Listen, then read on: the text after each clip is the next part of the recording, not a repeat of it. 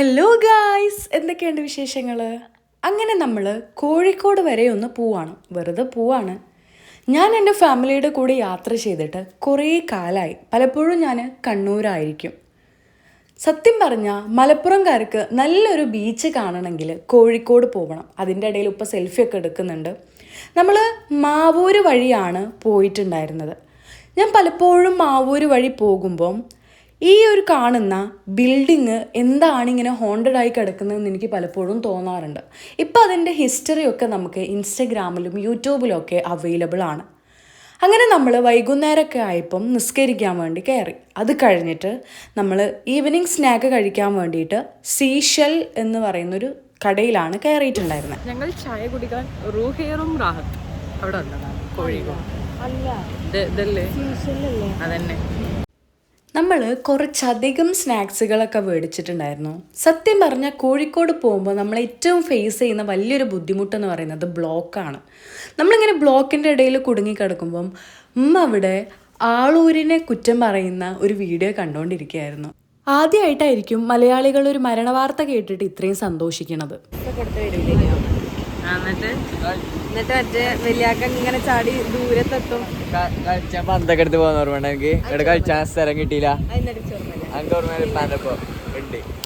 പക്ഷെ ഇപ്പൊ ഇറങ്ങാനൊന്നും രസമില്ല. എന്ത് ഒന്ന് സൂം ആക്കിയാ എന്താണ് ഇവിടെ 2 രോമ കണ്ടോ?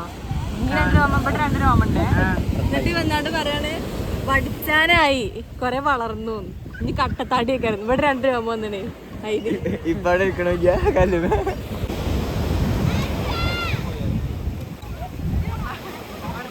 ഇമ്മ ക്യാമറ കണ്ടിട്ടേ ഓട.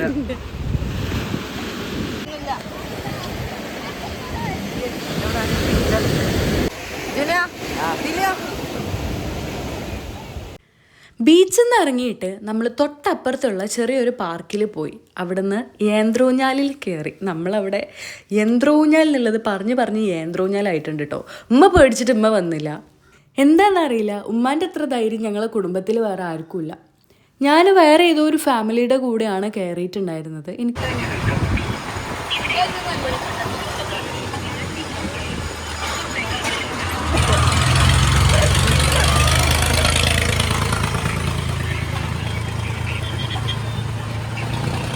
അത് കഴിഞ്ഞിട്ട് നമ്മൾ നേരെ 3Dയിൽ കയറി. ഉമ്മാനെ നിർബന്ധിച്ചാണ് നമ്മൾ കയറ്റിയത് കേട്ടോ.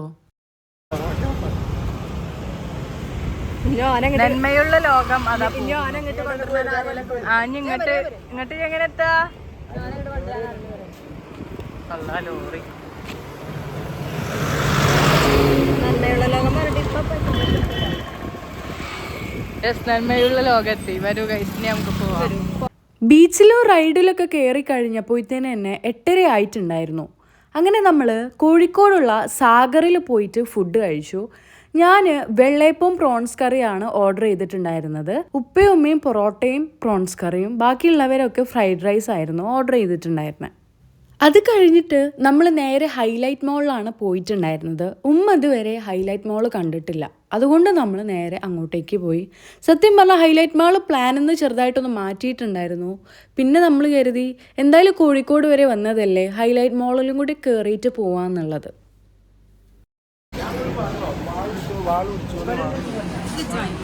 വീട്ടിൽ നിന്നിടാൻ ടീഷർട്ട് നോക്കുകയാണ് ഗൈസ്. എനിക്കൊന്നും വേണ്ട. എന്താ ഒരു മജ്ജല വാങ്ങിയോ? എനിക്കൊന്നും വേണ്ട, ഒന്നും വേണ്ട. ദിലുവിന് എന്തെങ്കിലും വേണം? ദിലു ഇല്ല, വാങ്ങിത്തരൊന്നുമില്ല. എന്നോട് എന്ത് ചോദിച്ചാലല്ലേ അമ്മ കണ്ട വൈ ഓടും. ഞങ്ങള് ഹൈലൈറ്റ് മാളിലൊക്കെ കറങ്ങിയിട്ട് ഞങ്ങൾ പോവാണ് അല്ലേ. ഉമ്മ ഇതുവരെ ഹൈലൈറ്റ് മാള് കണ്ടിട്ടില്ല എന്നാ പറഞ്ഞത്. അപ്പൊ നമ്മള് ഉമ്മക്ക് ഹൈലൈറ്റ് മാള് കാണിച്ചു കൊടുക്കാൻ പോകുന്നത്. ഉമ്മക്ക് ഇഷ്ടമായി തോന്നുന്നു. എന്ത് പറയുന്നു? അത് കഴിഞ്ഞ് നമ്മൾ നേരെ വീട്ടിലേക്ക് പോയി. അപ്പോൾ ഇന്നത്തെ വിശേഷങ്ങൾ ഇത്രയേ ഉള്ളൂ. അപ്പോൾ ഓക്കെ, ബൈ.